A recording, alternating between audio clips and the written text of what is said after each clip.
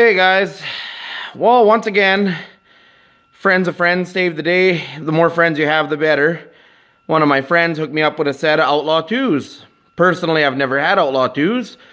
A lot of guys say that the number 1s are better, but we'll give these things a try. For anyone who's not 100%, the ones in the middle are the Outlaw 2s, the ones on the left are the Silverbacks, and the ones on the right are the Assassinators.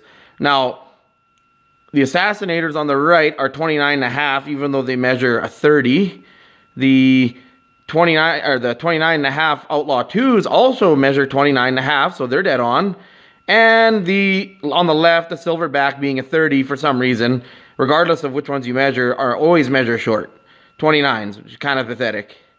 And I've also had a bad luck recently with these Silverbacks. One, not holding air, and two, having to tube them because the lugs keep tearing off, which I already knew was an issue, but when you buy used tires, you get what you get. To clarify stuff from the last video I made, the people were kind enough to tell me how stupid I was, which is appreciated because I need to hear these kind of things from time to time. Knowing you're dumb isn't as good as being told you're dumb. Let's see, I was asked about sport tires and which ones are the best for a racer quad. In my experience, Razor 1s or Razor 2s are the best. I haven't run a lot of hole shots or other Dunlops and stuff like that. Do we typically get rid of them? A lot of guys will run small mud tires, your Bear Claws, small mud bugs. They're hard on clutches. We stay away from them. The Razor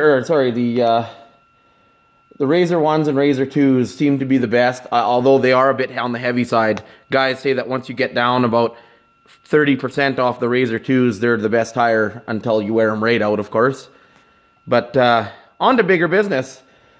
I was wrong about the ITP making the swamp lights. Those are Interco. So yeah, you can call me stupid on that one. And a lot of people, I got a lot of backlash about bad-mouthing ITP mud lights. And regardless of the arguments, it hasn't changed my mind. They still suck. So let's move on to newer and better things. 3 tires for $100. Seems like a pretty sweet deal until you find what I call a, I don't know, girlfriend-sized gash, if I had one.